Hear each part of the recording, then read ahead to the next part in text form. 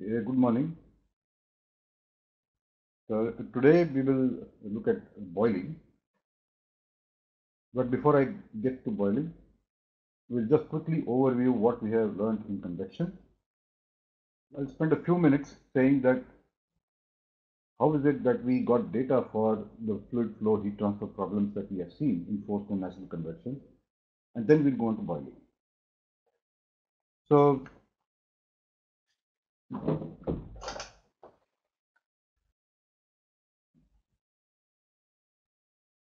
to summarize what all we have learned, we can classify all the problems in four categories. They could either be natural convection or forced convection, so that are these two columns, and that could be either external flow or internal flow.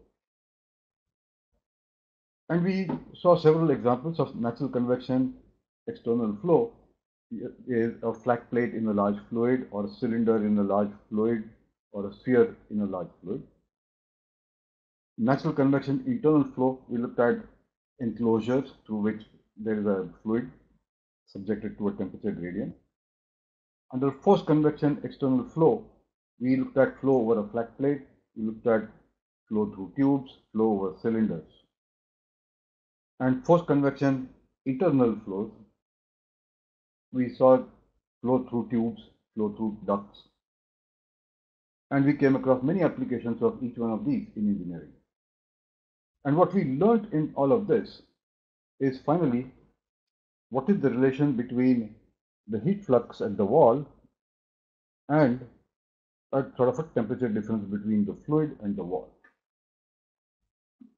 And this relation got completed when we added the constant, or the thing that equates these two, is the convection heat transfer coefficient.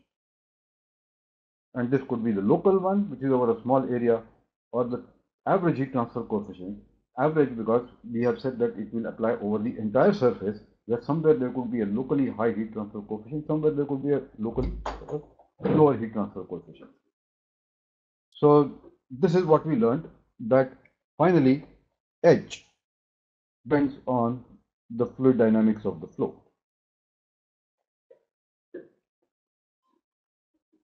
And we came across the differential equations by which we could solve them. I also mentioned that in many cases where the equations are not possible to be solved, we do a lot of experiments, and based on experimental data, we develop the answer for H in the form of a correlation as this as a function of, say, Reynolds number, or yesterday we saw Grashof number and Prandtl number. And this is the solution to those conservation equations, which we use, and in being non-dimensional form, we can use them in a variety of problems, and that is how we solve problems. As time goes on, better and better correlations come up, and one could use those. If the geometry is complicated, then you have to have a correlation for that particular geometry, and that is used in that particular case. So there are many of these available, and we have to realize which of these to correctly pick up to solve the problem at hand. So that's what we had done. And now I'll contrast that with what's going to come up now in boiling, and then later on in condensation. Both boiling and condensation are phenomena where there is a phase change. And that is what it is different from what we have learned so far in single phase transfer, that if we had a liquid state, it was a compressed liquid, which before and after heating remained a compressed liquid. If it was a vapor or a gas is nothing but a highly superheated vapor, then after heat transfer or by heating or cooling, it remained a superheated vapor or a gas. So we did not consider the situation where that fluid ended up changing its phase. Boiling and condensation are exactly those phenomena where there is a phase change. And to look at that, we will quickly visit something we have learned in thermodynamics, and that is the TS diagram.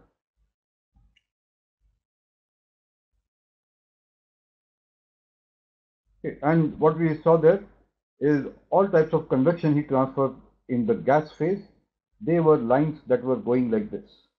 Say a line over there. That would be a cooling line. Or if we pick up this line, this could be for heating. And the line follows the condition that the pressure does not change during the process. That's what we had done all the while.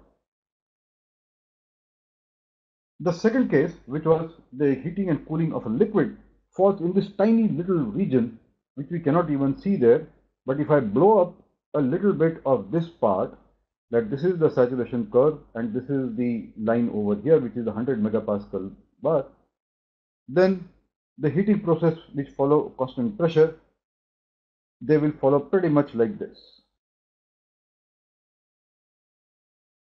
So everything, the begin and end points of the process are within the compressed liquid state, and here the begin and end points are all in the superheated state. Well, what happens if we follow this line? So it started from a compressed liquid, and somehow we said that it ended up in superheated vapor. But because the pressure is greater than the critical pressure, we do not see a phase change. It goes from being, say, a compressed liquid to being a supercritical fluid, or some would call it a superheated vapor. Well, in this case, we would still apply the principles of single phase convection, what we have learned so far, but the relations that we have developed would have to be applied with a little bit of care in this part, and there are specialized correlations specifically for supercritical heat transfer. So we will have to use those. The difference is that as it goes from here to here, there is no discernible change between the liquid and the vapor phase, which is what we see in boiling and in condensation. So that doesn't happen here. Where is this important? In supercritical thermal power plants. Most of the power plants now being put up in the country, the pressure is more than the critical pressure of water, which is 220 bar. And so you do not have any distinct region where you say, now this is where I will do phase change, this is where I will do heating of liquid, this is where I will do heating of the vapor. So when we design heaters which are all, or condensers which are below the critical pressure, here is what we end up have to worrying about. That it's the process would start here and say we got it up to this point. So this was heating a liquid which remains a liquid. Then we go that way, converting the saturated liquid to saturated vapor, and then we go there to produce a superheated vapor. And the opposite would happen if you were doing cooling. Now what happens here in the design of the equipment is that we say, well, how do I design this part? And when we look at all the correlations that we have learned, we find that this particular region has a certain heat transfer coefficient, and a certain area is required to effect this heat transfer. And because it is a liquid phase, we design this section separately. Then we look at this phase and say, well, I only have vapor in this region. And if you look at the correlations that we have, in general, vapors and gases have much lower heat transfer coefficients than liquids do. So this part of the heat transfer process has to be designed very differently, and this may require a much larger area than this would have required. And then we say, well, what happens during this process? When I go from saturated liquid to saturated vapor, we are having a phase change taking place. And so what's going to happen is what is the variation of heat transfer coefficient here, and how much area do we give for this? So this becomes a third heat transfer problem.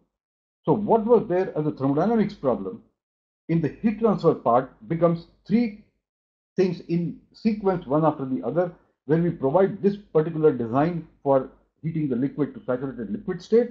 Then we provide a region where we convert the saturated liquid into saturated vapor. So dryness fraction 0 here, dryness fraction 1. And then we design another part of the device which will do the heating of the fluid from saturated vapor state to superheated vapor state. And that's how, whether it's a boiler or whether it's a feed water heater, we end up designing everything as 3 series heat exchangers which do this job. We have learnt about this, we have learnt about this. Now we will look at what happens here. The opposite of this process happens when you take superheated extraction steam from the turbine and then put it down and cool it in the feed water heater. So first we have to design a section which desuperheats that vapor. Then you design a section which condenses that vapor to saturated liquid. And then we have a region where we further subcool the liquid. So again, the heater design follows three principles. If it is a condenser, then it could be slightly different in that the exhaust steam could be already a wet steam, and our objective is to just condense it and bring it back to a saturated liquid state. And this only means that you need to design one thing for designing the condense of the liquid. So the condensation part we will look at tomorrow. Today we'll look at the part as to how do we get a saturated liquid to become a saturated vapor, and that is called boiling. So when we look at boiling again now, we could have again the four combinations that we had for convection heat transfer. We could have natural external flow, natural convection boiling, external flow, forced convection boiling, internal flow with natural convection boiling, and internal flow with forced convection boiling. And in boiling, again, we pose the same question: what is the relationship between heat flux at the wall and a temperature difference between the wall and the fluid? So the first thing that happens in the case of boiling heat transfer is that both boiling and condensation is that there are some very fundamental differences in the whole approach. And I've listed some of these points over here. What it tells us that in single phase flow, we had only a single fluid, which is like a continuum. Everywhere it was homogeneous, it was in the same phase, and we could consider it as one particular substance. But that doesn't happen when you have phase change. Somewhere you have, in the case of boiling, somewhere you have a liquid. When it changes phase, it could become a vapor. So you have to deal with vapor and liquid both in the saturated state. In condensation, you have to deal with again vapor with liquid in that. So there is a problem. We do not have a homogeneous fluid which we are trying to analyze. It has two components, two phases, which although individually are a continuum, put together they do not actually become a homogeneous continuum at all. This has very far-reaching implications on writing the equations and trying to say, I will write the equations and solve the problem. Very few simple cases have been done using supercomputers, but engineering is still relying on doing some experiments, getting some numbers, and designing the machine. The next thing is, in convection heat transfer, we drew a fluid element, and I said that it could be a cube, and we took for all differential equation analysis a cube and then figured out what goes in and what comes out of this. Now we have to worry that, well, if I do not have a continuum, do I have a drop in there or do I have a vapor bubble there? And if I take this element, what do I have in it? How much liquid, how much vapor is there? This is a really big complicating factor, and this could change from place to place as well. So this makes writing the equations of the conservation equations for the fluid itself becomes a very dicey proposition. One cannot say with any degree of confidence that this is the equation that governs this type of a flow, and if you can solve it, you will get the answer. That doesn't happen. So there's a complexity which has come in writing the conservation equations. You have two phases doing funny things with each other. Their shapes are not perfect. They vary from place to place, and it's absolutely impossible to say what is the governing equation for this. Then we need the boundary conditions to define the problem.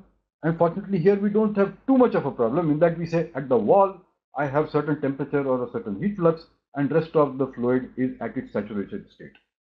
That much is known, but not much used because we don't know what equations to solve. In single phase flow, the fluid was homogeneous. Here we have heterogeneous fluid whose composition varies from location to location. And finally, all the things that we looked at in convection heat transfer, we said they were in steady state. Even though turbulence is inherently unstable, we still said that if you take a long time average, you would still see an average behavior, which is why we drew those velocity profiles inside the tube or the boundary layer profiles for turbulent flow. So we made that into a sort of a quasi steady state situation and said, look, those are time invariant things that happen in single phase flow. Well, in two phase flow, the process itself is not only inherently time dependent, but very hugely random. So you have to now really have to worry, what do I do with this? Where at any instant of time, if I take a picture of boiling or of condensation, I'll see something different happening there. So where is my equation going? So these are all the complexities that come in, and the bottom line is that the relation between q dot double prime at the wall and delta T, which is the difference between the surface temperature and the fluid temperature, sometimes we call this the excess temperature. We do have some relations, but they are entirely based on experiments and limited by the experimental setup that one was working with. So we get into a very difficult proposition of how you get this, and how do I say what is the average heat transfer coefficient for that problem. And because we do experiments in a very limited setup under limited conditions and then extrapolate it to different conditions, so it would be nice to say, well, what are the non-dimensional ways in which this data can be extrapolated? That is the thing we would like to do. The trouble is, after doing all of that, uncertainties in heat transfer coefficient in boiling and condensation are very large. I had mentioned that in single phase convection, uncertainties of plus minus 5%, plus minus 10% are normal in most correlations. Uncertainties of plus minus 20% are not uncommon, but in boiling and condensation, uncertainties of plus minus 50% can be expected. So we have to be very careful in dealing with what we have and take that number in a very careful way when we actually do the engineering of the device. So this is something that is still a big issue, and there's no real simple way to say that how can I get a more accurate number for the average heat transfer coefficient. So please keep that in mind, that whatever we have learned here and whatever we are doing by way of all the correlations, we are living with a world of uncertainty, and we have to always be careful about that when we interpret the answers and the results in any engineering device. Okay, so having said that, let's come to boiling. Oh, sorry, before I come to boiling, let me just give you a few ideas how we develop of a probe that is used to make velocity measurements in an airflow or a gas flow. This is called a hot wire probe, and what you are seeing here is a base there whose size would be of the order of like about 5 to 8 millimeters. On top of that are these prongs. They are coming out, they are coated with gold, and a pair of these, you can see there is a wire connected between them. This is a hot wire, and like this you have 3 wires which are at mutually perpendicular to each other. And what this probe does is that when you put it in the flow, you get the wires are very thin, of the order of 5 micrometers in diameter. The human hair is about 100 micrometers, so they are very thin. How we make it is quite an interesting thing, and this is a basic tool that one uses to make point-wise measurements of velocity and turbulence in an airflow. So all the data that I was talking about of what was how mean flow changes and how boundaries are developed, one used this in the case of gases. This is a technique where we get a dye which you can paint on a surface, and the dye changes its color depending on the temperature. The picture I am showing you here is a very thin film of plastic on which this dye has been put, and at room temperature its color is black. So when you put your hand on it, the hand is warmer than the room temperature, and you can see this entirely. You get a complete thermal map of the skin temperature in this particular case. So this is a very nice technique by which a complete map of the surface temperature can be obtained. A fairly high-end heat transfer problem, and what you see is all these small, nice, colorful pictures where what they did, they took a surface, they drilled holes in it and put air through this, and they have coated the dye with the surface with the dye, and here you can see different ranges of color and tells you where the surface is hotter, where the surface is cooler, and from this you can very also qualitatively figure out where the heat transfer coefficient is really high, where it is low, and how it distributes itself on the surface itself. So this is a very powerful way of getting information. The other techniques include, okay, so we leave that. That is an idea to give you a flavor of how experimentation takes place in convection heat transfer, and how we get data and we analyze it and use it. Now we come to boiling. So we are looking at phase change, and here we are looking at phase change, and we say that 2 possibilities can happen, that we have a saturated liquid which is heated and it becomes a saturated vapor, So in thermodynamics, we can say that this was x is equal to 0. This is dryness fraction x is equal to 1. So thermodynamics is coming in a big way now, and we can see that. The energy required to take it from here to here, we have already learned that this is HFG. The second possibility is that we could have a subcooled liquid, and there we are boiling it to produce a saturated vapor, or you want to call it a dry saturated vapor. The degree of subcooling may not be very large, 1 or 2 or 5 degrees, something like that, but it is still a subcooled liquid, and you can see that by heating it, we are producing a dry saturated vapor from the substance. So both these are possible. Most of the correlations we will see are for this particular case. Saturated liquid being heated to form a dry saturated vapor. And like all heat transfer processes that we have learned in convection, in the engineering part, the assumption was that in all those cases, pressure is constant. So it's an isobaric process. And if you recall heat transfer thermodynamics, when you learned that, whenever we were talking of heat transfer, we were always saying that the heat transfer is a constant pressure process. And this is the reason why it is coming out from here. Here also, we will assume that in pool boiling, when we are converting this, doing this phase change, pressure is constant during the process. How does heat transfer take place? Well, we have a surface, and this could be any type of a surface, we'll just come to that in a minute, whose temperature is higher than the saturation temperature at that particular pressure. So very simply, we can say that we have something in this, we have somehow managed to maintain in this a saturated liquid, and we put into this a heater, which we have pass current and heat it up, so that the surface temperature of this is what we have called T surface or T wall. This is greater than the temperature over here, and something happens, and finally a big player in this is gravity.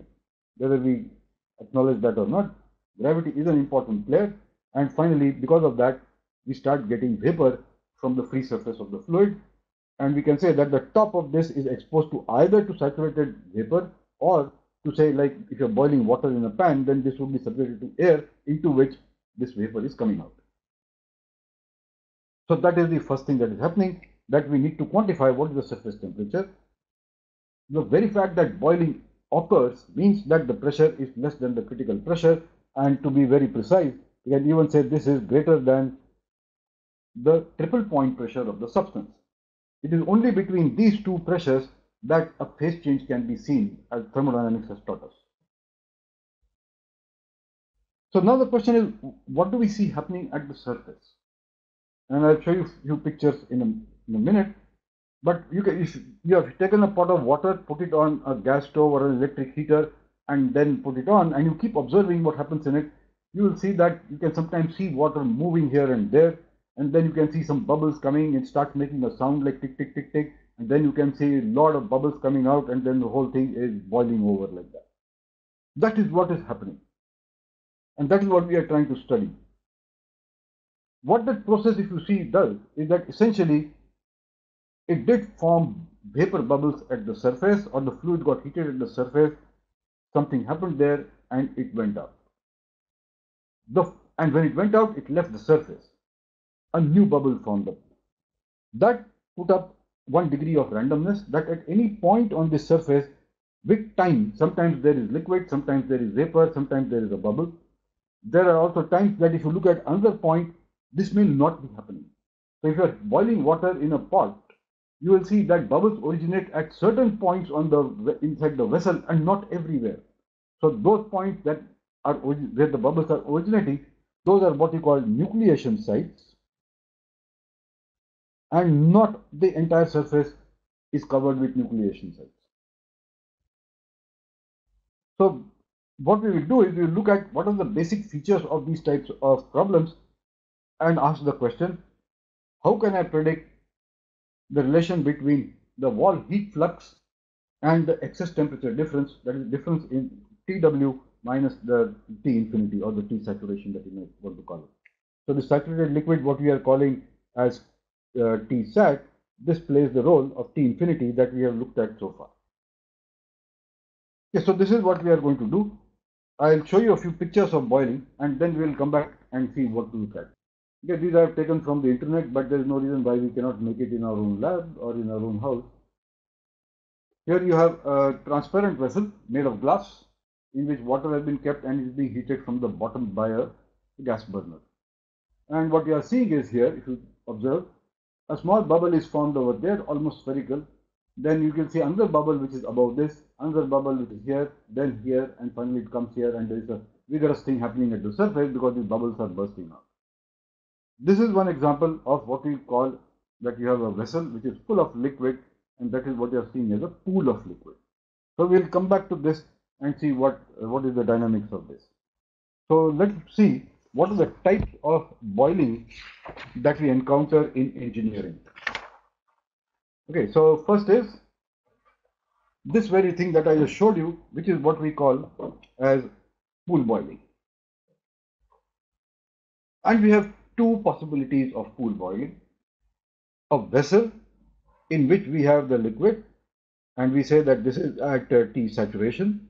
Above this there is air or there is vapor which is also at T sat.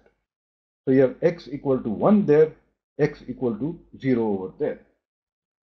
And in this case, what we can do is what you are seeing on the vessel we just saw is that we could heat it from below, either by burner or by putting an electric heater under this, and we are heating the surface. So the action is happening on the inside surface of this vessel, and that is where the formation of bubbles and everything happens. There will be some conduction resistance on the bottom that will all taken care of.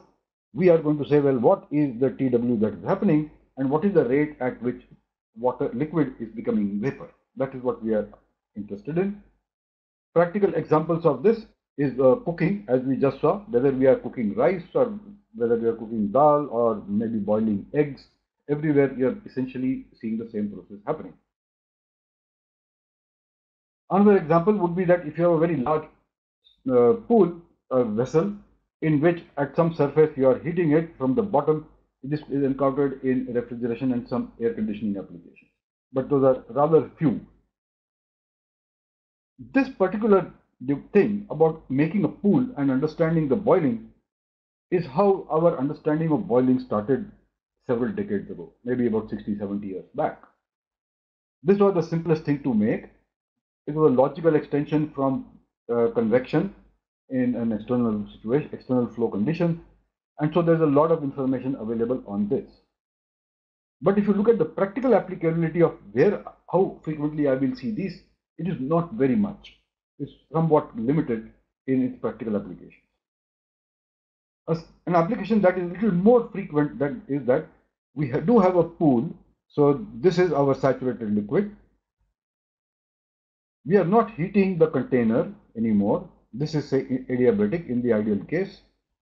But what we have done in this is we have immersed in this a device or a part or a surface whose temperature is greater than the saturation temperature. So the boiling is now going to happen and the bubble formation will happen over there. They will rise up and start going out from here. So that's this. I've depicted a horizontal cylinder. It could be inclined also. It could be any other shape also. Doesn't matter. And the other extreme could be that we just have a plate, a flat plate, a vertical plate, or maybe a horizontal plate, which is initially at a very high temperature or is heated electrically, and then we ask what happens at its surface. So this is where again bubbling will take place, and this is what we call the external natural convection case. And for this, there are many applications. Listed here, one is chip cooling. There are instances where the motherboard or the chipset in a computer is dipped into a fluid which will boil, in which the boiling will take place. And typically, this is, say, refrigerant, one of the refrigerants. Okay, the second is the example of a fire tube boiler, where what we do is we have a big tank in which water is there and it is contained in a shell, say like this. So there is water in this, and in this we put a tube which is opening across the two plates through which hot flue gas is being passed. So now there is boiling taking place on the outside of this tube, which is something like that. Another example we would have come across is in manufacturing or heat treatment, where when we want to do quenching, we take a component, heat it up to a certain temperature, and then immediately we immerse it either into a pool of water or into a pool of oil. And in the case of water, you see vigorous boiling taking place. In some cases, depending on what oil it is, it could also burn, and maybe some amount of flames may also appear. So there are a lot of applications of this part.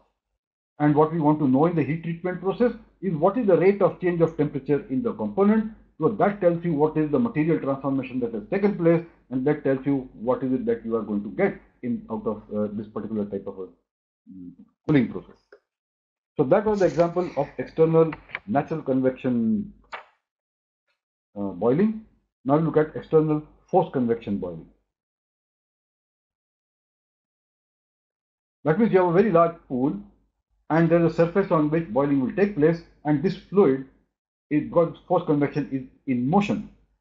And an example of that is what happens in a boiling water nuclear reactor. It is called a boiling water reactor or a BWR because you allow water to boil. And where does the water boil? Well, you have a fuel rod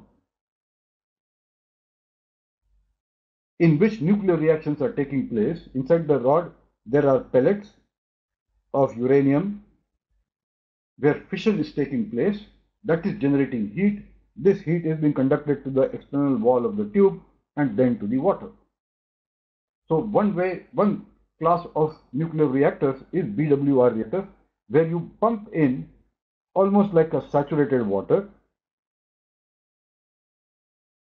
and as it goes over this, it starts forming bubbles, boils, and finally at the top you get vapor. This vapor is taken away and introduced into the steam turbine. So that's how you get a BWR reactor based thermonuclear power plant. The other, of course, other part is that you make a reactor where you don't allow boiling to take place. That means this water that is coming in is not saturated liquid, but a highly compressed liquid, and it exits not as a vapor, but as a compressed liquid. So you have avoided boiling in that type of a reactor, and those type of reactors are called pressurized water reactors or PWR. And then this water is taken out to another vessel where it is flashed, you get saturated vapor, and that vapor then drives the turbine. So there are two different technologies which practically cover almost all the nuclear power plants that are operating in the world, a BWR or a PWR. Here there is no boiling, and here boiling does occur.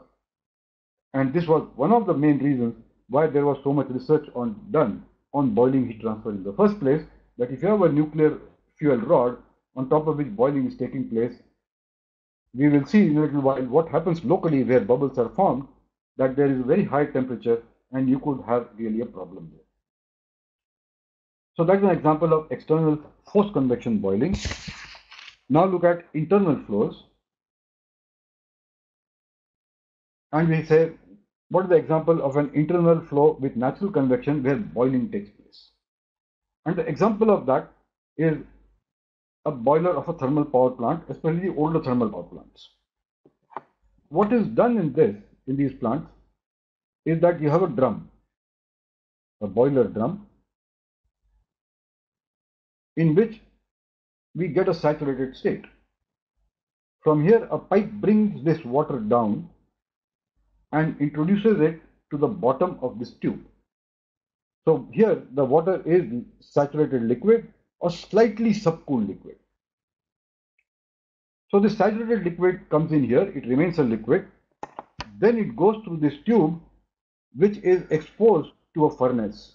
So this is a wall which is insulated, and on this side you have the fuel being burned, typically coal being burned there.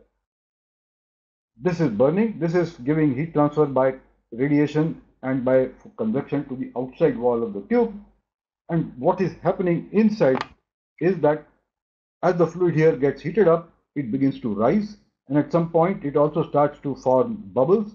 So what comes out of this tube and goes back into the drum is a mixture of liquid plus bubbles of vapor, or maybe vapor plus some drops of liquid. So you end up getting a wet state coming back into this drum. By gravity, the liquid sits down and the vapor is taken out, and then this is sent again for further heating. You have a superheater, and then finally it goes into the turbine. So the superheater design is based on the convection that we have already learned. It is a single phase heat transfer.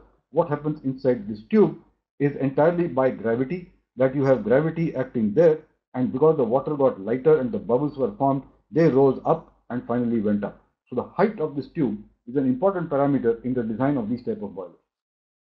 So this circulation of the water happens by itself, and that's why they are called natural circulation boilers. And this is only the case for subcritical boilers. For supercritical boilers, there is no phase change.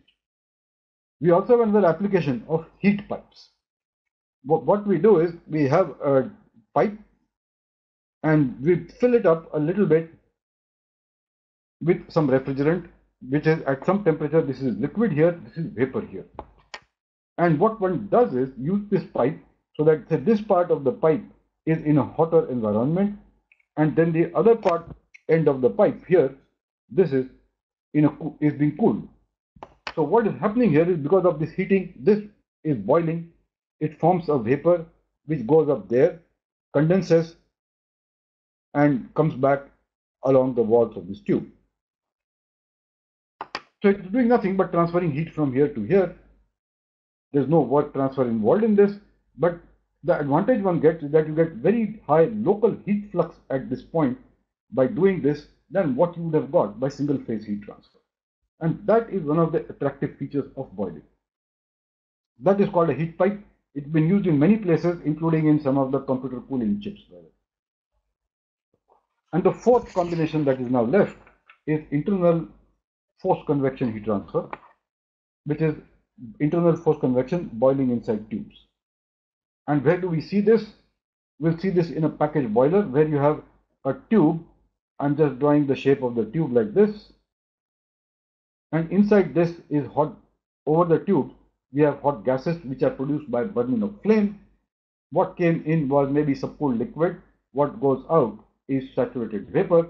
So you have water going through this. It is being pumped. So it is a forced convection. It is being heated and there is phase change. That's why there is boiling taking place. And finally, we get vapor coming out of this. So small boilers, they are of this type. Some power boilers are also of this type. We also encounter that very frequently now in all our refrigerators, air conditioning, evaporators. And that's what the evaporator is. Inside this, what is coming in is a subcooled liquid or a saturated liquid at best.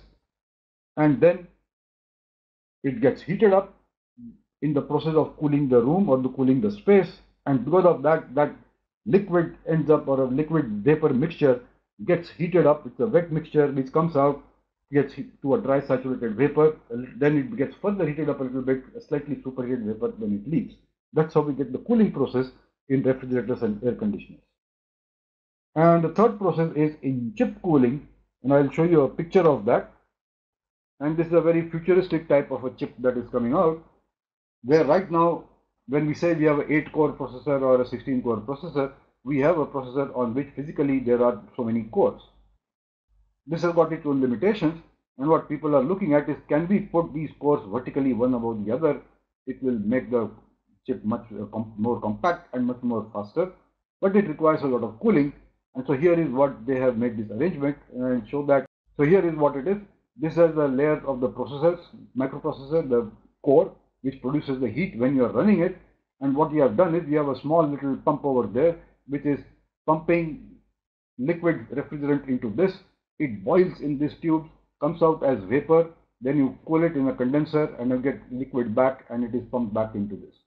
So these types of things are being looked at, and these channels, they are very, very small. 50 microns is the width, and you are trying to make this into an onboard micro refrigerator for cooling these chips. So this is what is being done. So that's an example of chip cooling. There's one more application which does not strictly fall in any of these categories. So I'm going to show that in a minute. This is called jet impingement boiling. And what here you do is a surface which is hot, and your objective is to cool this surface. And what one does is that we pump in a liquid through this, it comes out as bubbles, it hits this surface, and this temperature is higher than this temperature, and as these drops move on the surface, there is local boiling taking place.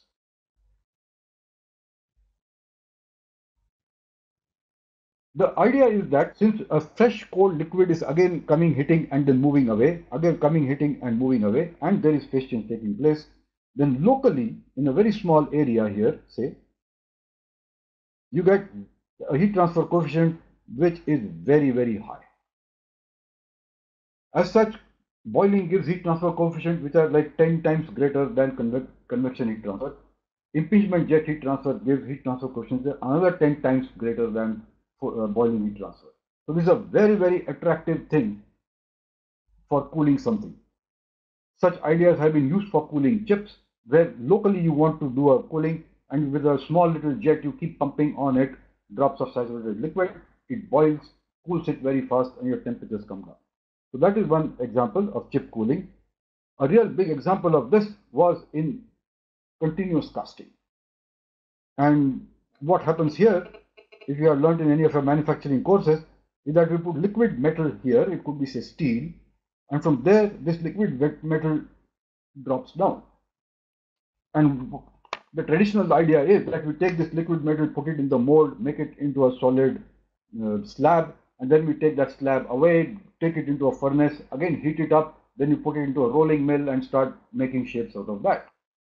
Well, instead what happens in continuous casting, and this was a process that was invented just after World War II, was that you take this thing coming here and then you pump in a spray of water onto this. So liquid steel is about 1550, 1560 degrees Celsius. This water is at room temperature. So you got water coming and hitting it with a huge temperature difference. There's a lot of boiling going to take place. It will cool this liquid very fast. And as this liquid gets cooled, it falls down. It become colder and colder and finally starts solidifying. At which point it is then becomes sufficient strength that you can turn it and feed it into rollers, and then it will go through a series of rolls, and finally you will get the desired product that you want. This could be a sheet metal, it could be a bar, it could be a pipe, it could be any of the eye sections or channels. Well, the big breakthrough that happened in this was the understanding of impingement boiling taking place at the surface of liquid steel. And what it did was to revolutionize completely the entire technology of manufacturing steel. It requires significantly less energy per ton than what the older process required. It is hugely automated. It requires very few people to operate it. So the productivity of the steel plants increased by a factor of 10, and old steel plants just had to die. They could not compete with the steel purely because of these two reasons. And at the heart of that was our ability to understand jet impingement boiling. Okay, so those were the examples of various types of boiling that takes place. And when we ask the question, well, do I have an equation that I can solve and get the answer? Then the answer is clearly no. So we look at each process separately as a research project, develop our own correlations, and those are used in design. So, for example, this chip cooling is this type of cooling is also being used to cool traction motors of electric vehicles. We are hearing a lot of talk about electric cars and electric buses. Ultimately, there the power is provided not by an engine but by an electric motor that powers the axles. That motor generates heat. We would like to cool it, and that is a major challenge in electric vehicles. How can I cool the electric motor? This is one of the candidates that people are looking at. So let's now come to understanding something that has been looked at very broadly. So we look at some basics of pool boiling, and then I'll spend a little time on the basics of forced convection boiling in a tube. So these are the only two things I will look at. The others, if you have to understand, you'll have to look up the literature and pick up the corresponding papers on that. So let's look at pool boiling. And remember that in the context of the applications I have just said, pool boiling is a very limited family where directly taking the result and applying it has a degree of risk and uncertainty associated with that. So we assume that the wall is isothermal. Let's begin with that particular case, what we have called in convection heat transfer as the isothermal wall, the T case. So Q dot double prime at the wall, this is what we want to know, and we want to relate it with the convection, the boiling heat transfer coefficient H, which is also connected to a temperature difference, which is the wall temperature minus the fluid temperature, which is the saturation temperature at the pressure at which that process is taking place. Now recall that whether it is the evaporator, or the boiler, or the refrigerator, we are not looking only at one bar, we are looking at a very large range of pressures over which this phase change could occur. Okay, so we have to worry about the pressure at which this process takes place. This difference between the wall and the fluid temperature, we call this as delta TE. E stands for the excess temperature.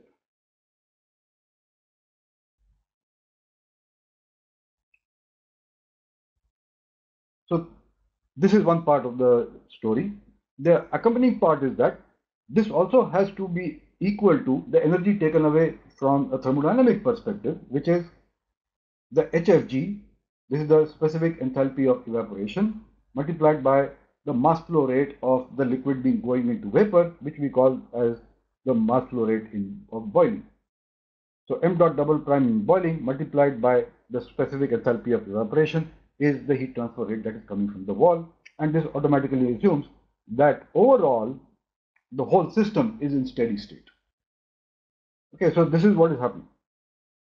If it was evaporation, instead of m dot double prime boiling, it will be m dot double prime evaporation. That's the only difference will be there.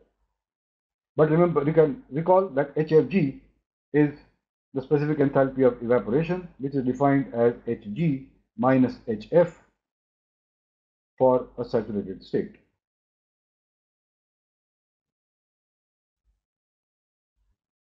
So what is the relation between these two? And like in convection heat transfer, we will try to see the physics of the issue, what is happening there, and from there we will start getting certain types of correlations, which I will not write down completely over here, but I will post it as notes on the forum that for this particular condition, for under these restrictions, this is the correlation to be used. So there are limited number of correlations we have, and I will present that to you. Those are big long things. We will not spend time just writing it out over here. This behavior between these two in pool boiling is summarized in what is called a boiling curve, or more generally, a pool boiling curve. So what do we have in the pool boiling curve is what we'll see, and then we'll see different regions of this pool boiling curve. Okay, so here I have presented this, that here is a picture where on the x-axis is the excess temperature, delta TE, and on the y-axis is Q dot double prime S, which is the wall heat flux in watts per meter square. This is in degrees Celsius. So here we have the boiling curve, which has got a relation between these two parameters. This side is delta TE, that is T wall minus the T fluid temperature or the T saturation temperature, whichever way you want to look at it. And this side is Q dot double prime at the wall. We have been using lowercase, so we'll stick with that, Q dot double prime at the wall. And as I was showing the curve, there's one thing to notice in this, that this axis, the way it has been plotted, is a log axis, logarithmic axis. So here you will get, say, number like 10 to the power 3, and then you have, say, here 10 to the power 4. Here it is 10 to the power 5, 10 to the power 6, 10 to the power 7. Very, very large numbers. And what do we have on this side? This is also logarithmic scale, delta t of 1. Then you could have delta t here of 10. And then you have 100. And there you have 1000. And this is in degrees Celsius. This is in watts per meter square. And this curve is not something which is universal, but this is for a particular fluid, and what we are looking at is that the fluid in this case is water. Okay, there is a question there, so let me just take that question. In evaporator, is there any pressure change during boiling? Okay, there is a question says that I have just shown the picture of internal post-convection boiling. So this is boiling in a tube, and we will look at it more detail in a few minutes. That when incoming is a saturated liquid, and what goes out of this, or not saturated liquid, but also what do we call a wet state. And what comes out here is a superheated vapor. That means from inlet up to a certain point, you had boiling. In thermodynamics, we assume this process, in the first course in thermodynamics, we assumed this to be an isobaric process. That was an idealization. It just helped us to solve the problem quickly. In the real world, yes, there will be a small pressure drop as the fluid goes through the tubes, and we would also be interested in finding out that as heat transfer takes place, how much is the pressure drop in the real case. So, isobaric phase change or isobaric boiling or condensation, as I have mentioned, is an idealization. In reality, there will be pressure drops. Okay, so that's the answer to the question. So we are going to make this plot and see what is it that happens in this. So here is back to the real thing where you have actual numbers and things put up, and we see this shape, and we will go back and look at this individual parts of this thing. First, we have this point comes up to A, and then it goes up to B, and then it reaches C, which is the peak. Then this thing comes down to D, which is the minimum, and then again it increases. So the question is, well, what is happening? So we'll look at each one of these regions, 0 to A to B, B to C, C to D, and then here and then here. And say, well, in the real case, if I look at what is happening in the boiling process, what will I see? And from there, we will get an idea why we are seeing what we are seeing over here. So we'll start with the first part. So I'll just draw it here. So from here, roughly till about here, we have A. So from here to A, that means if you had a state where the temperature difference between the surface and the wall was 2 degrees 5 something, and all the way in this particular case for water, this is coming to say 5 degrees, then what will you see? So let's look at that part. And what we see there is, so we are coming up to A. That means delta TE is less than about 10 degrees Celsius for water. And what we call this region is called free convection boiling.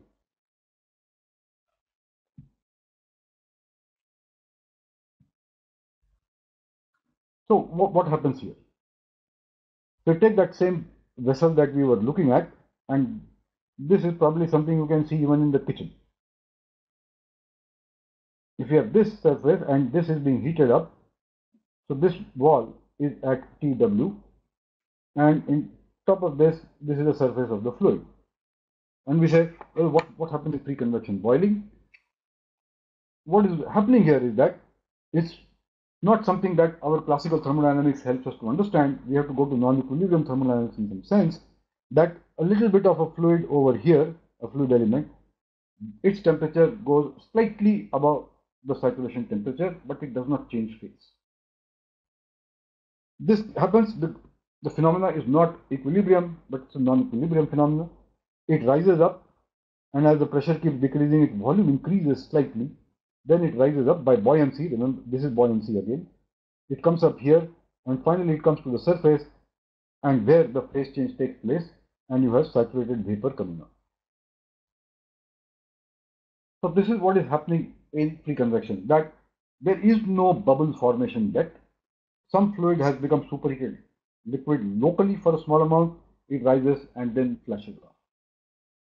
So if this fluid was going up, it would also mean that somewhere, to maintain continuity at any point, you cannot have this fluid going up everywhere, because that would violate continuity. There has to be regions where this fluid has to go down also.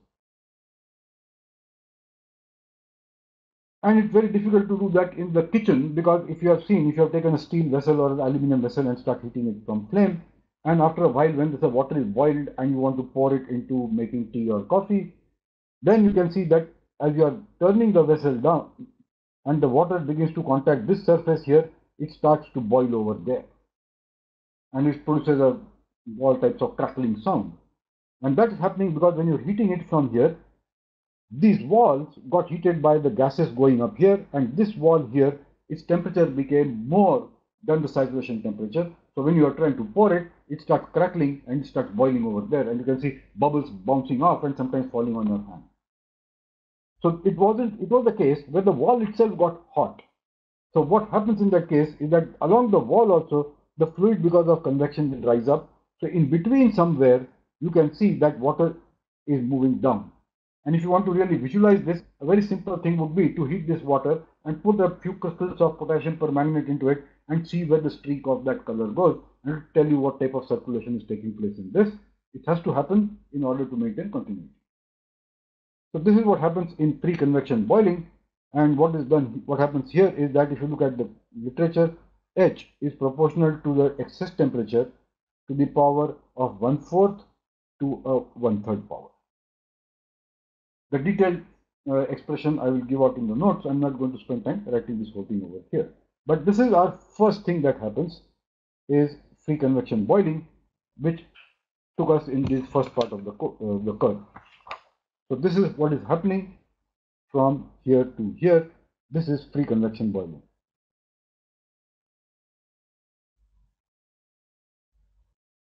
Now let's see what happens into the next part. It starts from here and it comes over here and then it comes over there. So we'll draw this curve and it reaches something like 10 to the power 6 at a delta T of about 30 degrees Celsius. So this should be about 30 and this is slightly about 30 degrees Celsius. So here we are looking at the minima and we are looking at this curve over there. And there's a point that has been put here, approximately 10 to the power 5, and we call this as point B. And this was the peak at point C. So B comes at a delta T of the order of about 10 degrees Celsius or something like that. So we'll look at this part. A to B is the next regime where something very different happens. And that is called nucleate boiling. A to C completely, this is called nucleate boiling.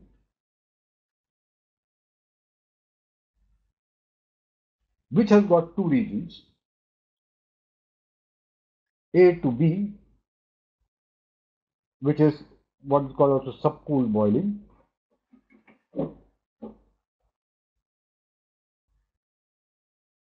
and B to C, this is, you have bubbles coming to the surface. So let's see the differences between these two.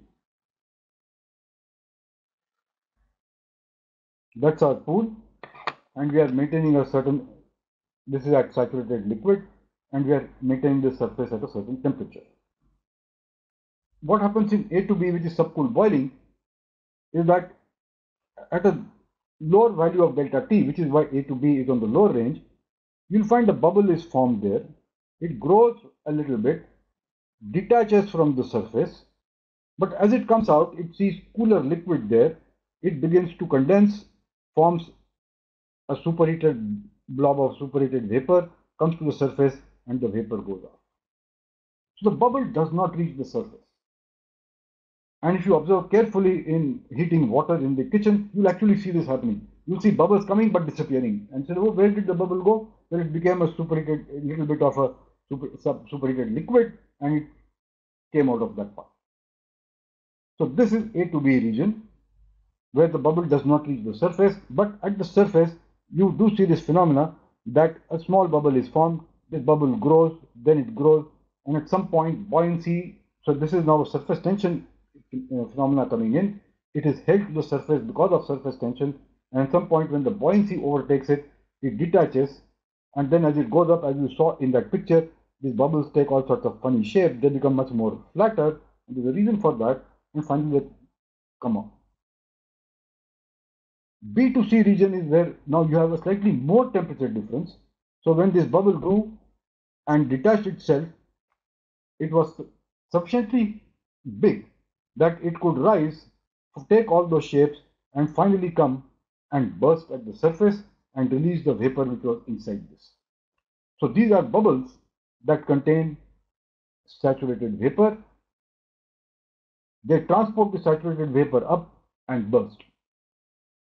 And what this bubble movement does is that as it moves up, it keeps causing the fluid around it to come behind it. So it gets the fluid coming in here. So there has to be a flow that is going there and coming there. So this bubble is moving up and it will induce a downward flow and set up a circulation, which is something like this. And for that, one looks at the dynamics of the bubble, that as the bubble goes, what does it do to the fluid that is there. So now the bubbles of vapor have reached the surface, broken at the surface, and start throwing out vapor. If you have seen boiling taking place in a pot, you'll find that not only vapor is coming out, but sometimes small droplets are ejected from the surface, and because of gravity, they then fall back. So that takes us to the region A to B, subcooled boiling, and B to C is full nucleate boiling. But both these phenomena together, A to C, these are called nucleate boiling. And for this entire region, we have a complex dependence on various properties of the fluid. And I've just written the formula here, and we'll try to see what does this formula tell us. You have on the left side is wall heat flux, Q dot double prime at the wall. This is equal to mu F into HFG. Mu F is the viscosity of the saturated liquid. Same thing that we saw in thermodynamics. HFG, same thing. And you have one parameter, G rho F minus rho G upon sigma. And you can see here that this is somehow telling us what buoyancy is doing, and this is telling us what surface tension is doing.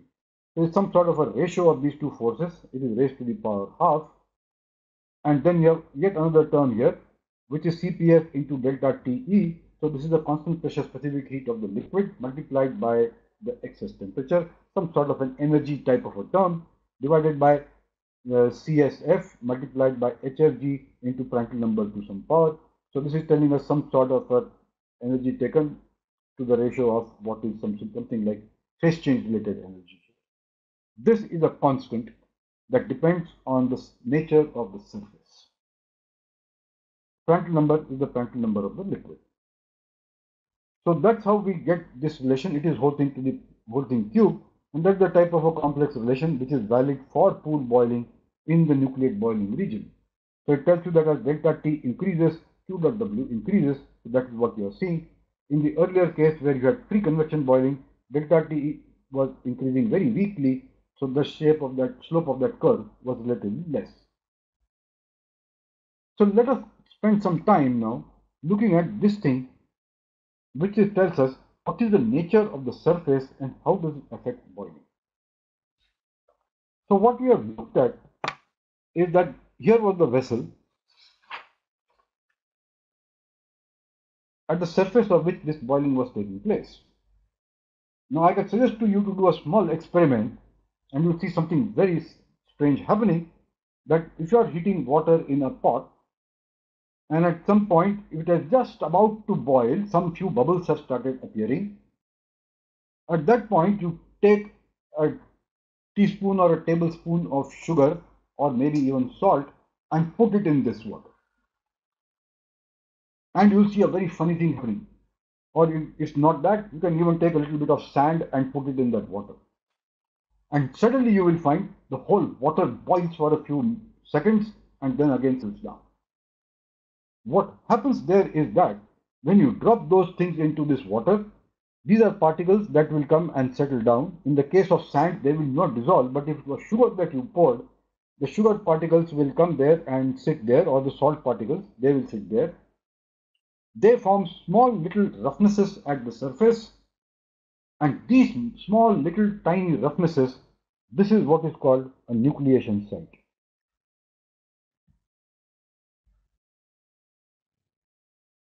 And this is the nucleation site at which suddenly, where boiling was taking place only at 2-3 points, and that too maybe subcooled boiling was taking place, suddenly you start boiling and bubble formation happening all over the place.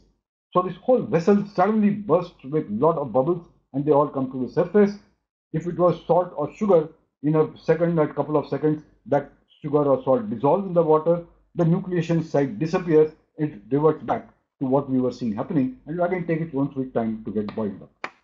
If it was sand, the story will be different because now these little particles will stay there, they are not dissolving in water, and you will see that there will be a lot more bubble formation taking place in the case when the surface becomes like that. This is one thing that you will see. The second that you will see, that I have showed the picture also, that the bubbles that were rising from very specific points in that vessel.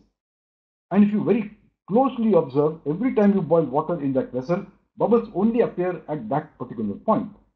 So why does that happen? What is happening is that this surface, for boiling or phase change to take place, you need what is called this nucleation site. This could be a micro roughness on the surface, it could be a small thing up over there, or it could be a little cavity in the surface which is like this, and that cavity could have any shape, doesn't matter. What this cavity does is that locally you have a very large heat flux, and that is where nucleation and the bubble formation begins over there. And that's why the nature of this surface makes it so very critical of where the boiling will take place. If you would like a very large heat transfer rate, then the objective of the designer would be to make lots of nucleation sites on the surface, either this way or by putting a roughness there and put a roughness there and put a roughness there and things like that. So either you have to basically roughen the surface by either making lots of say small micro ditches or grooves or something like that, or attach a little bit of these little roughnesses to the surface. That's a challenge on the manufacturing side, and if you can do that, we get much higher heat transfer rates.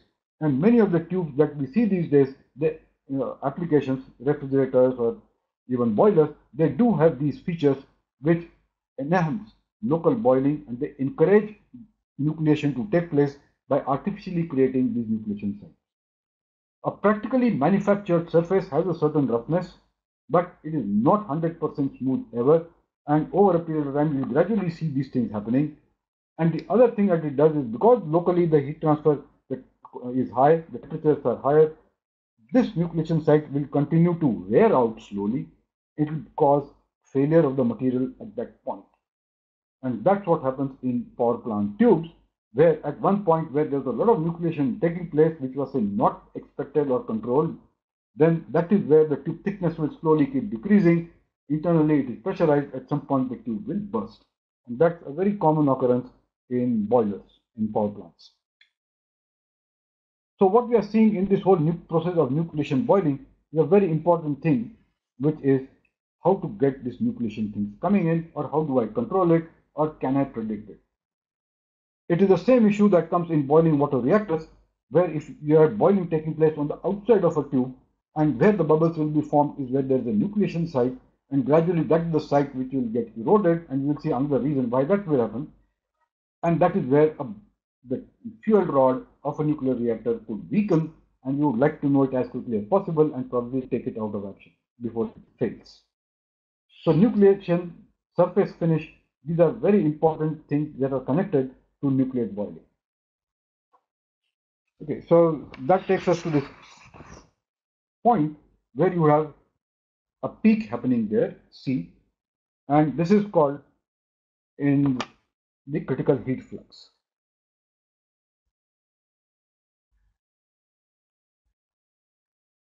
Why it is critical, we'll come back to it in a little while. But for now, let's understand why it has reached a peak. And that is given by what we have just seen, is that when nucleation takes place, more and more bubbles get formed. Gradually, more and more sites come up where more and more bubbles are being formed. And so now, as delta T increases, the number of nucleation sites is increasing, the rate of bubble formation is increasing, heat transfer coefficient is increasing, and finally you have so many bubbles being formed here that this is the rate at maximum way in which energy can be taken away from the surface. What will happen if there are far too many bubbles is that, like in this case, say a bubble was formed here, a bubble is formed there, a bubble is formed there, then if the number of such bubbles goes too high, these bubbles will join up and form a big volume like this. It is no longer looking like a bubble, but it is a two-dimensional thing which is flattish, and this is what we call a vapor film. And once the vapor film is formed, the bulk vapor starts to come into play. It reduces the rate at which boiling can take place because vapors are poor conductors of heat. So these bubbles will form, they may join up, and at the surface itself, you could have a film of vapor. And as we have learned in convection heat transfer, liquids have much higher heat transfer coefficient than vapors. So now in this portion where the surface was blanketed by a vapor film, heat transfer coefficient goes down, while somewhere else bubbling was still taking place. So overall, the rate at which boiling takes place has come down. And that is the reason we see this peak coming up into play, that after this, the film starts to form, a vapor film, against lots of broken bubbles, and that is why it has reached the peak. Why it is called critical, we will look at it later on. Right now I'm looking at the isothermal wall, and so that's what we are doing it. In a minute we will come back to the iso heat flux wall, and then we will realize why this word critical comes into this into the name of this point. Okay, so we have reached this point, and now let's see what the curve tells us. That from this point onwards, from C to D, it reaches a minima where the heat transfer coefficient has started coming down. The temperature, as we keep increasing the temperature of the wall, the rate of heat transfer keeps coming down. That exactly the opposite of what was happening over here is now happening over here. So let's see why this is now happening. So this is this curve which we have to draw. This is now coming down, and it comes down, say, somewhere up till about here, and reaches a minima before it starts to go up. So let's first see what is happening in this region, in this part. We have already seen a little bit of that the film formation had begun to take place. So the vapor films were coming in. As you increase the temperature of the surface more and more of this surface gets blanketed by the film. So now the surface is at some point in contact with the film, and then suddenly it gets in contact with the liquid. So here is what is happening.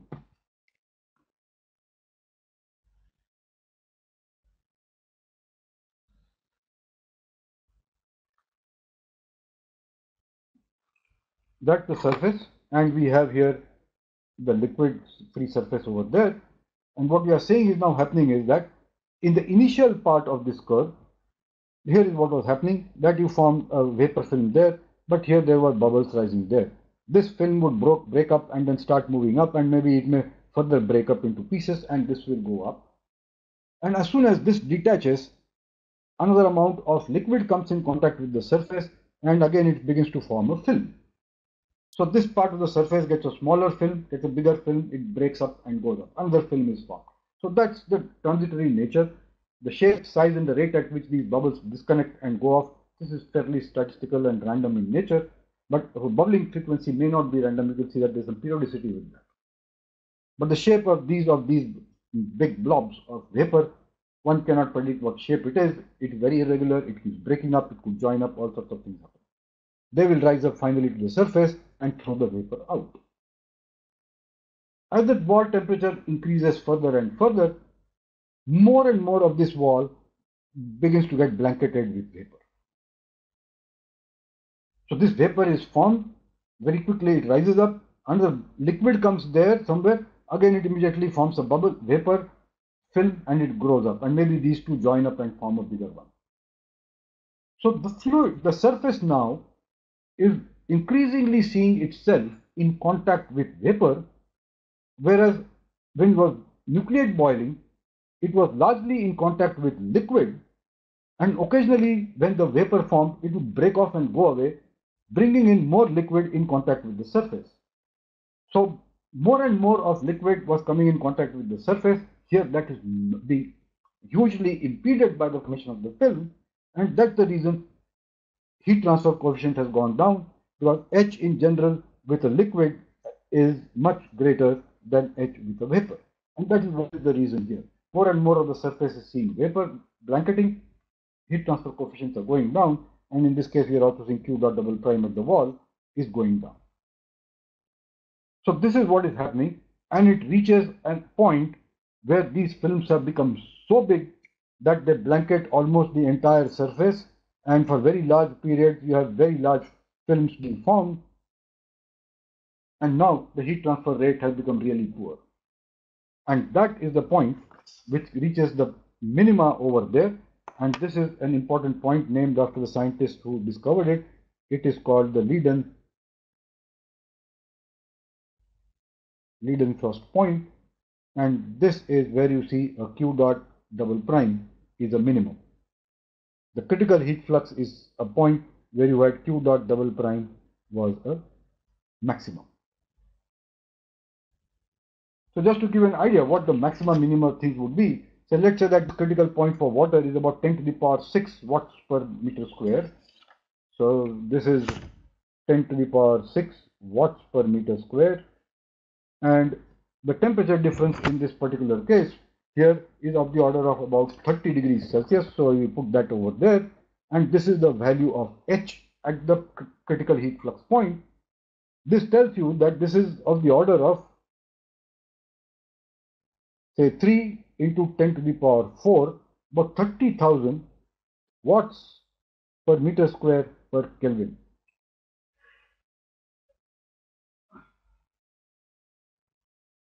30,000 watts per meter square per Kelvin, and water in forced convection, you will be getting 1,000, 5,000, 8,000, maybe 10,000 watts per meter square Kelvin.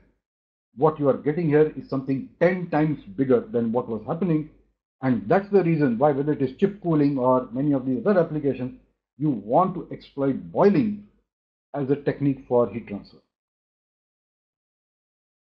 With vapors, that number comes down to hundreds in forced convection. So 100 for vapors, thousands for liquid, and tens of thousands for boiling heat transfer. That's the order of magnitude you are seeing happening in the case of, say, water. So this is one thing that is happening. And in this Leidenfrost point, we have reached a minimum, and the minimum has happened because now the surface is hugely blanketed by vapor. These vapors are now no longer spherical. They are very irregular in shape. They break, they join, they reach the surface, and they start throwing out vapor into the free surface. So that's the reason why we saw that minimum happening, and we said the minimum will happen when this whole thing is very badly blanketed by a film. So that means very few amount of the liquid actually comes in contact with this. And the moment it comes in contact with this, the temperature difference is so high, it becomes a vapor. And the reason why it blankets this thing is that, if you recall thermodynamics, when we looked at Vf, which is a specific volume of the liquid, and compare it with Vg, specific volume of the vapor, this is a factor of 1,000 type of a difference. Which means that if you have 1 millimeter cube of a liquid, which is a tiny little drop sort of a thing, it becomes vapor, you get 1,000 millimeter cube. The volume increases that much, so the 10 times more is 1,000 times more volume that it is occupying, which is why this vapor, although it looks big in size, in terms of mass, is very small, and the rate at which mass was converted from liquid to vapor multiplied by HFG, that becomes small, so the heat transfer coefficient becomes small. That's what we are seeing happen over here. In the next situation, something else is now happening. From this point onwards, when the surface becomes hotter and hotter, and this is the type of thing we would say, power plant boiler tube or something like that, 500 degrees Celsius is the surface temperature. Then again, heat transfer rate begins to increase, and now here 2-3 different things start to come into play. Before that, I'll just put out here the term for the Leiden frost point. This is that heat flux rate Q dot double prime at the wall at the Leiden frost point is rho g into HFG, and it is a product of G sigma rho f minus rho g upon rho f plus rho g square raised to the power 1 by 4. So what it's telling us is that for a given fluid at a particular pressure, remember this is pressure dependent, the Leiden frost heat transfer flux is fixed. And from there you can then work out what is the temperature difference at which this will happen. So this is the expression for the Leiden frost point. The C to D, which was the transition point, which is partially nucleate and then finally it becomes an unstable film boiling. That is what I just explained. And D was the minimum point. Now as you go from D and further go forward, we get what is called film boiling. The surface now no longer sees any drops or bubbles. This is all a liquid, and here you almost see continuously is blanketed by vapor. As soon as the vapor breaks and goes off, a little bit of liquid comes in contact, it goes from liquid state to vapor state, 1000-fold increase in volume, immediately blankets the surface. So surface almost always sees a vapor blanket on top of that. This is why it is low, but then as temperature goes up, the other mechanisms of heat transfer come into play, with the rate at which the film breaks slightly increases, so that gives a slight advantage, but a little while later, radiation starts to come in. That means from this surface, radiation now happens to the liquid surface over there. And this is happening because your differences in temperature, if you see in this part, the end part of this, you're looking at temperature difference of 1000 degrees Celsius, 800 degrees Celsius. Very large temperature differences. There's radiation taking place, and that is what is causing this increase to take place. So what you are seeing here is that you do get similar types of heat fluxes with 1000 degrees Celsius temperature difference, but at this case you got similar heat flux at only about say 25-28 degrees Celsius. And that was here you had nucleate boiling, that was very nice for us. Here you got film boiling, which was not such a nice thing. Okay, so this is what is happening in this curve, and this particular whole curve is called the boiling curve. Relations are available for all these. You can pick up from the book, or I will pass it on in the notes. This is all taken from published research papers. In the case of film boiling, Nusselt number is this function over here. This is G rho f minus rho g into HFG prime, which is like modified version of HFG, mu g kg upon TW minus T sat d cube. So if you look at this thing, d cube and HFG coming here, or G into rho f minus rho g and mu in the denominator, it tells us, this is something to looks like Grashof number that we looked at yesterday, where we had a length parameter cube multiplied by G and density and viscosity coming in there. So this is, in some sense, if you want to convert it into a non-dimensional thing, you say that this is sort of a buoyancy type of a driven phenomena, and also finally, you can add on to it later on the radiation part of it. This is not for the radiation part, we will have to add the radiation separately to this. So that's what film boiling is, formula for film boiling. Now let's come to the question as to why this point is called the critical heat flux. Now what was happening in the isothermal wall case, as the wall temperature kept going up, the heat flux will also keep going up. There was no danger as such in the fact that the wall temperature would go up, and that is where a dangerous situation arises, whether it is a boiling water reactor or whether it is anything else.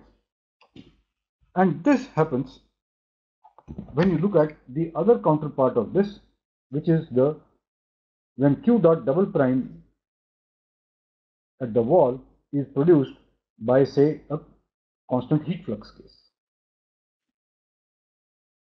And how do we get constant heat flux case? It is very simple that if you have an electric heater immersed in this, for instance. So in the pool, we put in an electric heater, or we hold a small wire into the pool and say that this is the pool that we are looking at. That's the pool there, and this is the saturated fluid over there, and this is electrically heated.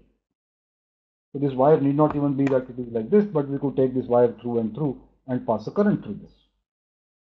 Or another example is we have a nuclear fuel rod from a nuclear power plant. Here it is reactions are generating heat. So what boundary condition that we have in this case is that you have a volumetric generation rate of a certain amount, and so the surface sees Q dot double prime wall as a constant. So this is an H case. Now let's see what will happen in this case. Let's assume that we maintain the same heat transfer rate in the wall. So whether this electric heater is there, we maintain a constant current through this, or this wire is there, we maintain a constant current through this. What's going to happen here, and also in this case, although it's a vertical orientation, is that when nucleation sets in, it will start forming some bubbles there, on bubbles there, all around the tube. Bubbles will come, they will keep getting detached and start moving up. As the temperature goes up, the bubbles will get bigger and detach and move up. So the bubble diameter will start to increase, and the rate of bubbling, that is the number of bubbles per unit time, this will also start increasing. So both of these happen as long as we are in this part of the curve. So you are increasing the heat flux rate, you are getting this temperature. You are increasing this heat flux rate to this point, you will get this temperature, the average temperature of the wall. And it is not this curve is the same for the tube, the constant heat flux case. Though the wall, because of the random nature of the nucleation and bubbling process, the wall will be at an average, same average temperature, which would have been if the isothermal wall case had been there. So T and H in pool boiling are the same, unlike convection heat transfer that we learned. So more and bubbles begin to form, and what we have learned here is that as this comes here, the bubbling becomes more vigorous, more and bubbles are formed on the surface, and finally we reach the point here, which we call critical heat flux, where the bubbles are so much that they begin to join and they start blanketing the surface, and the temperature difference is so large that as soon as the bubbles break, liquid comes and again it forms a bubble on it. A sort of a continuous vapor film is formed over all these surfaces. Okay, now let's see what happens. If we have a sort of a vapor being formed over this, the surface is blanketed by vapor. Vapor, as we know, has got a much lower heat transfer coefficient than when the liquid was in contact with the surface. So the average heat transfer coefficient will go down. And when that happens, because it's a constant heat flux case, this will be H bar into TW minus T infinity, which in our case is the T fluid or the T saturation temperature. So what this is telling us is that TW minus T infinity, this is Q dot double prime at the wall divided by H bar. H bar decreased because more and more vapor was being formed, which meant that the right hand side kept getting more and more. So H bar decreases, TW minus T infinity increases, or T infinity, this is fluid, TF. TF is constant, which means that TW is increasing. And that's exactly what this curve was telling us, that TW is increasing. The moment it forms a vapor blanket on this, the question is what happens to T wall? And here, because we are giving a constant heat flux, what's going to happen is something that does not happen with the isothermal case. So let's see what is going to happen. Is that here you have the same boiling curve now. We have reached this point. This was A. Then this curve was the nucleic boiling curve. And we are electrically heating it. So we are going steadily up along this path. So we got here and the delta T became this much. Now if you increase Q dot a little bit, the surface is already blanketed by vapor. So what will happen is it will jump from here and reach this point, and the wall will reach this temperature. So suddenly, for a very small increase of heat flux, wall temperature difference here, if you see, which was of the order of like 30 degrees Celsius. So here this would have been like 30.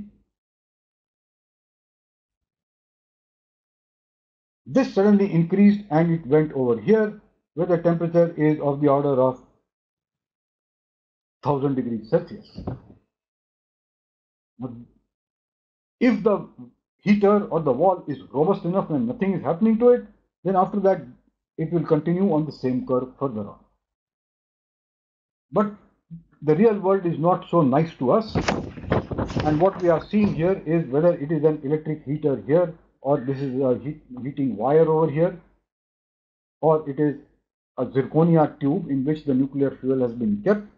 The moment locally the temperature reaches 1000 degrees Celsius, whatever material we have by and large used, and the conductors would probably be nichrome or something like that, either that will burn out or the surface will start to melt and start breaking off, and very quickly this whole thing will fail. So you'll have a very large temperature difference on the wall. The wall material will start eroding, maybe melt also, go off, and from particles, the wall thickness will go down, and finally this thing will fail. And this failure happens when, say, at one point you were having this heat flux, so you were at a delta T of say 29, 28 degrees Celsius, and then you say, well, I'll slightly increase the heat flux and go over here. And if you see that numbers, what they look like, here the heat flux is of the order of like 10 to the power 6, and here it is less than say 10% more. So a 10% increase in wall heat flux is enough to cause it to go from this safe operating condition to somewhere in this region, which suddenly shoots the temperature of the material, causing it to fail. That is the danger for almost everything, and this is how the word came about, why it became the word critical got attached to it.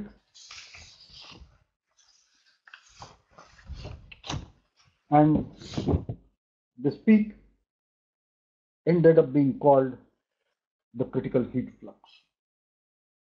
Critical because from an engineering standpoint, whatever we were looking at, you have a real danger of failure of the material, failure of the device, and your complete disaster. In the case of a nuclear power plant, this is a terrible situation. This is something we always want to avoid, because if this has happened, this tube material will have worn off. Inside this are fuel pellets which are radioactive. They will get exposed into the water, and then you have a real problem, which is actually called the meltdown.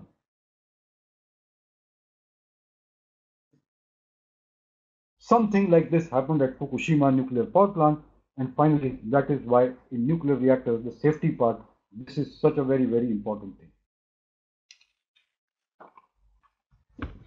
So this is what happens in the constant heat flux case. And let's see what will happen if we do the reverse. That suppose the material did not fail, we started from this condition and started decreasing the wall heat flux. So we came up to this point. And then as you keep decreasing it, because the film surface is there and you have always continued to decrease the wall temperature, that film will start getting weaker and weaker, and finally it will reach the Leidenfrost point. So this is the states that it will follow on the cooling side. So we reach that point because they are coming down this axis, and then if you slightly reduce the heat flux at this point, it will jump from here. So whatever temperature difference was there, it will jump down and come to this point, and now the temperature difference is much lower. So instead of a high temperature difference with sort of a stable film boiling or an unstable film boiling there, it comes here, which is into the stable nucleate boiling pool. Wall temperature decreases, the delta T decreases substantially, and you can see from here what sort of a change would take place. Here delta T is 120 degrees Celsius, but if you take this line over here and then look down over here, you're looking at about 8 degrees Celsius. So you have the same heat flux happening, but with a much lower heat flux. So this is telling us something, that in heat flux case, you can have the same heat flux happening. In this case, which say here was 30 degrees Celsius difference and here 1000 degrees Celsius. So delta T, although it is vastly different, it's producing the same heat flux. And in this case, it went down here from 120 degrees C to something like 8 degrees C, although you have the same heat flux. And the thing is explained by the fact that here you had a film, here you had bubbles forming and detaching. So that's the sort of a thing we can get. And for most cooling applications, you would like to be somewhere in this region and say, look, I'll try to do whatever I can to produce this, so I get very high heat transfer rates. That's the attractive feature of this part. This is the importance of the safety aspect, why it's called the critical heat flux. So that gives us a complete relation of the boiling curve, and we'll finish it off by drawing this line and say that this is where it increases and then it continues to go up. So that is the basics of a pool boiling situation. Some of this has been done for pools, some of this has been done for horizontal cylinders, a few of these have been looked at like plates. But by and large, this is experimental data from which we have learned this, and this is limited by what those researchers did. The thing is that this is for one particular material that I have shown. And what happens is that as you start looking at newer and newer materials, then you got to redraw and redo this whole work and regenerate this data and then use that data in engineering design. This is what has happened in the world of refrigeration and air conditioning, where due to climate change aspects, you have to get rid of the older refrigerants like R12, R22, then some other refrigerants came in, and now even they have to be phased out, and you are looking at all sorts of now 134A, and more refrigerants coming in. So, and how old is this? Well, these refrigerants were discovered just after Second World War, so in the 1950s or somewhere in that range. And now we are getting more and more other refrigerants in the products. So next time you go see a refrigerator in the market or an air conditioner, they will have put a lot of things about this and which refrigerant it has and how eco-friendly it is, which means how much it is a damaging effect on climate change, global warming, and what is its effect on ozone layer depletion. Because ozone layer depletion which caused these refrigerants to go out. So now let's see what actually happens in the case of the refrigerant in these type of applications like refrigerators and air conditioners, where in the evaporator we are pumping in the saturated liquid and getting it to boil. So if you just quickly recall, this is the pH diagram. I will just show that one here.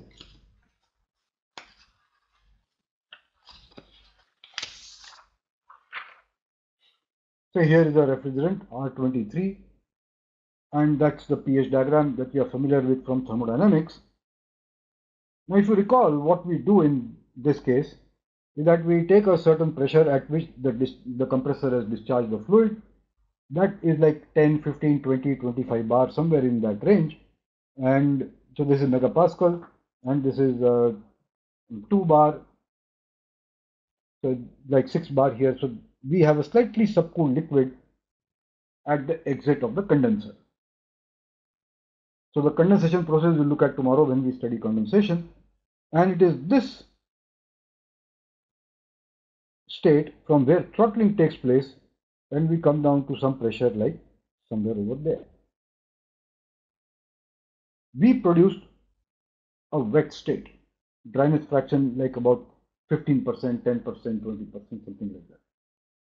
And then we sent this into the evaporator where it got heated by the warmer substance on the outside, and that thing got cooled, so you got the cooling effect.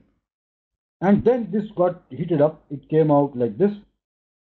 It became a saturated vapor, and then we heated it a little bit more until it became a superheated vapor, at which point we then send it into the compressor.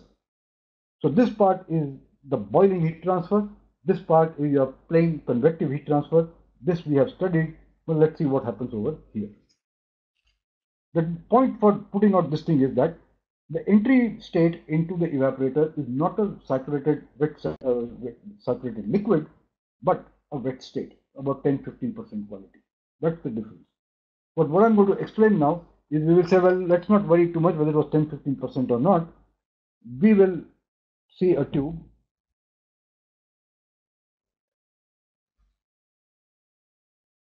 into which at this point we introduced saturated liquid into it.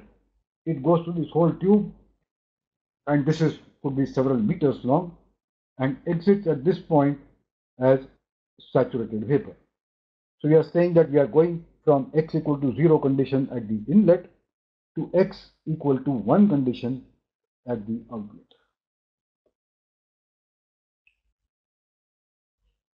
So let's see what happens in this. And this is very different from what we have looked at in pool boiling, in that this is now forced convection, internal boiling. Much the same will also happen in natural convection, internal boiling, which is that power plant boiler tubes that I was showing you about. So let's see what will happen here. The liquid goes in, and as it's this surface, TW is greater than the fluid temperature or the saturation temperature. So what it does is it gives us 4 different regimes of what will actually be seen. In the first part of the flow, because of the heating, we will see nucleate boiling and very small bubbles will come out, which will maybe detach or are pulled back because the fluid is flowing through it, and you will start getting bubbles coming in. But as you go downstream, more and more bubbles are formed, and so you get the first regime here, which is called the bubbly flow.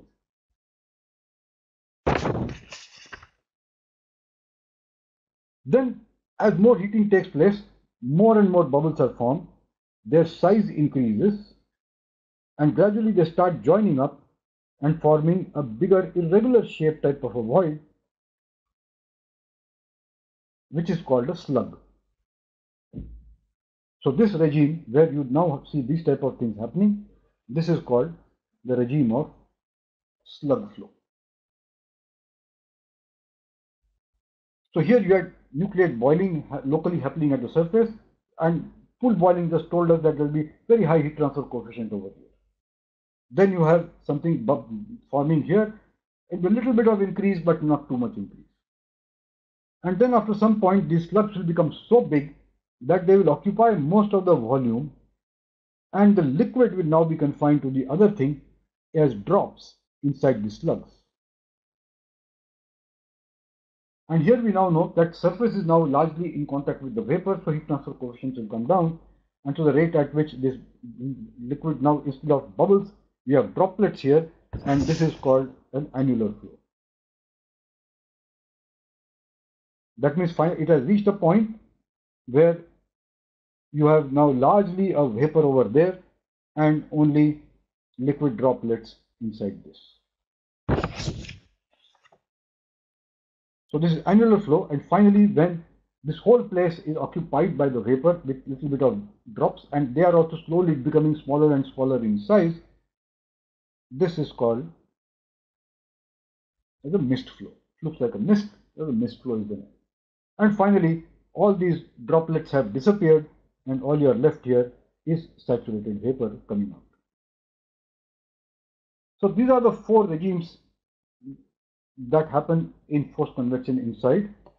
And if you have to plot the convection heat transfer coefficient along this direction, so this is x, and on this side we plot hx, which is the local heat transfer coefficient. Then we expect that from here to here, somewhere here it will increase, and then because mostly vapor is now coming in, it will start to decrease, and then again slowly increase. So we have hugely varying heat transfer coefficients along the length of the tube, and so what length of the tube to actually put is not just determined by the average heat transfer coefficient, but by approximately the portions over which each of these regimes takes place.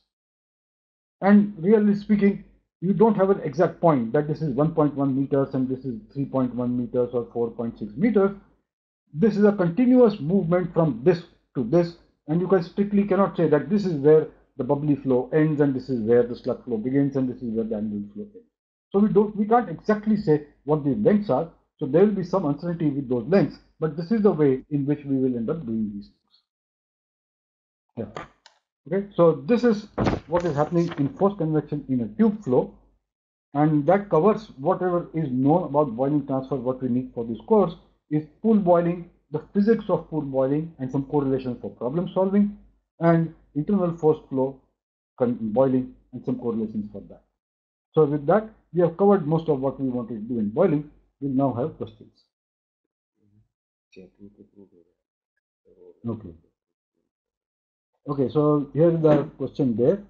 First question is, what is the role of surface tension in boiling?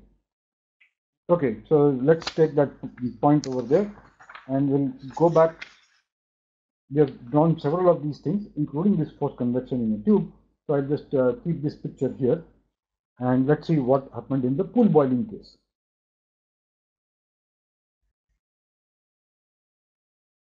So this was the pool and we had liquid over there, and we said when vaporization took place, a bubble got formed.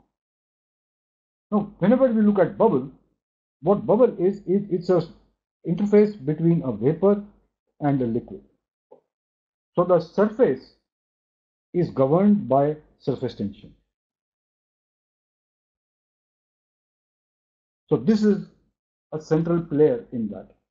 The second thing that surface tension comes in is that when the bubble is attached to it, say like this, we know that what keeps the bubble attached is the force over there, which is the surface tension between this and the surface.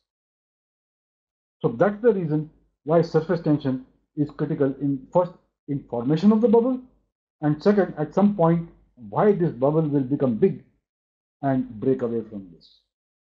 That's when the buoyancy and the surface tension will be unequal at that point.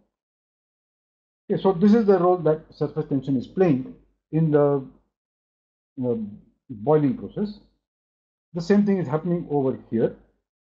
How much of these bubbles will form is dependent by the surface tension of the fluid, how these will form and how they will join, and how that is also governed by the surface tension. So and we saw that happening, that in the correlations, surface tension comes into many of these relations. So that's the thing. Okay. How heat flux can be linked with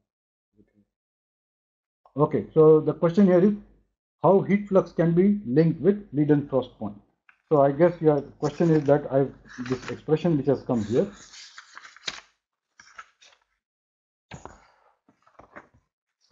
Yeah, this one.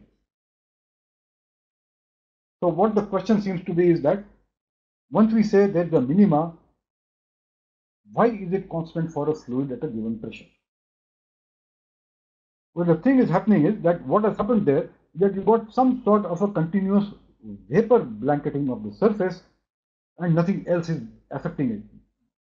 So what you have entirely is the properties of the vapor that are there and how much energy was taking off.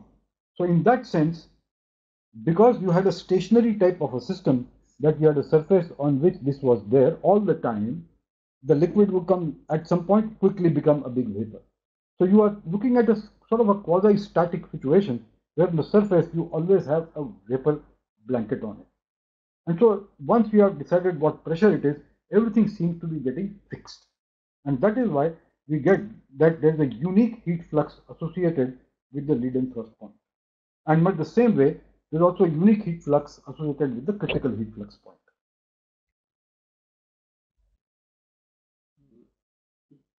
And to continue, since the heat flux is unique, it also means that delta T is also unique. So that's how that point got fixed actually. Okay, so it's not just that heat flux got fixed or it was unique, but so is delta T.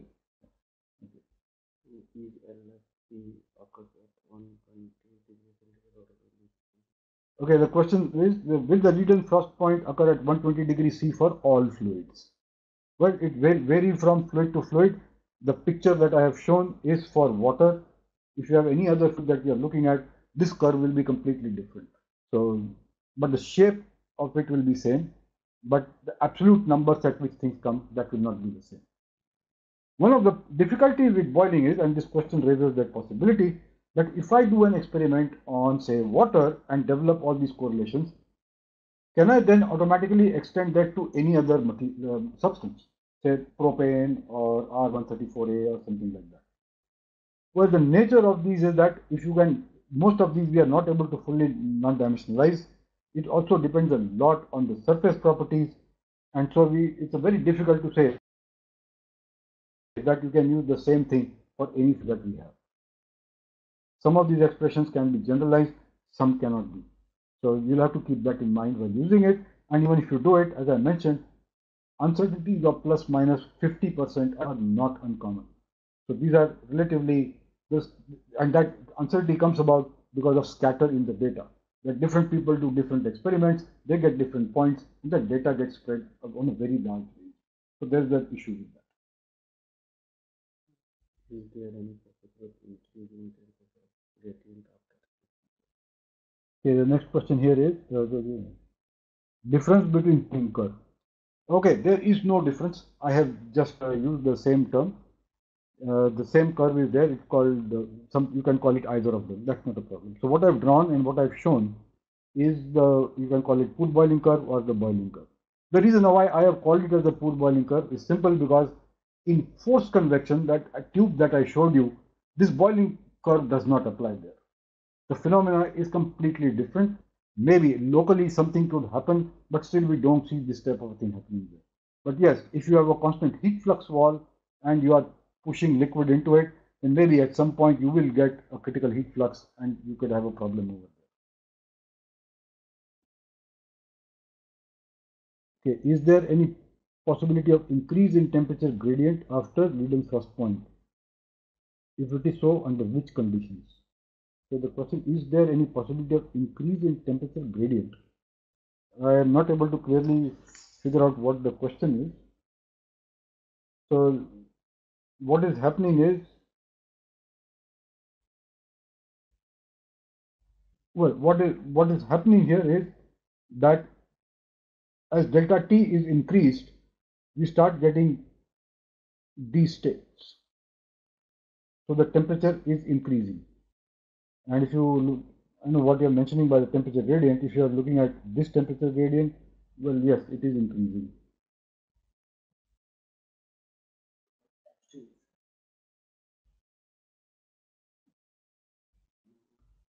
Okay, is there any pressure change during boiling? Well, okay, this is the same question. Now let's see.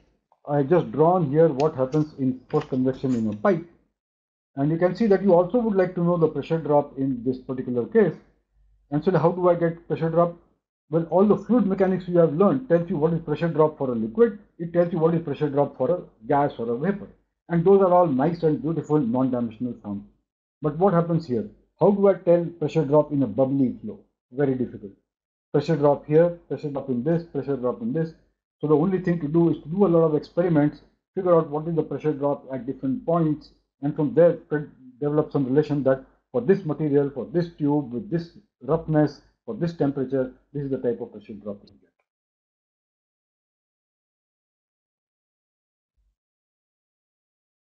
get. Okay. Any other questions? Okay, so let me just summarize what we have done.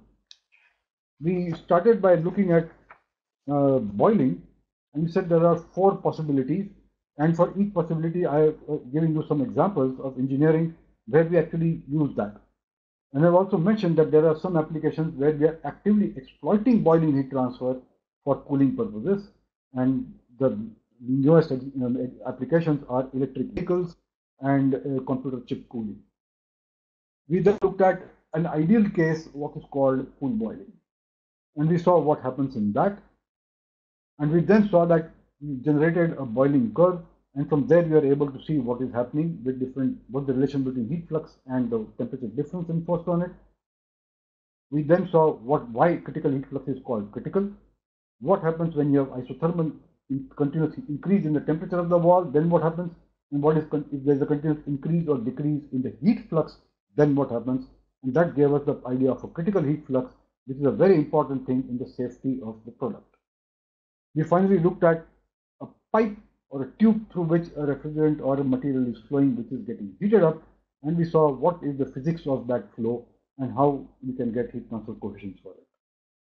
The detailed relations for heat flux, heat transfer coefficients are there in literature. Practicing engineers use those from time to time, whichever is available. If a new material comes for which it is not available, then you create it. And it has also given impetus to the idea of nucleation and generating surfaces that will produce a lot of nucleation sites. A lot of people looking at nanofluidics are looking at this issue where we create nano indentations or nano imperfections on the surface, nanometers in length or depth, and then that way get enhanced heat transfer from the surface. So all the correlations that are there or relations that are there, I will pass it on in the sheet, hopefully today afternoon, and then you can use that in problem solving. So we'll end up at this point. So we'll conclude at this point.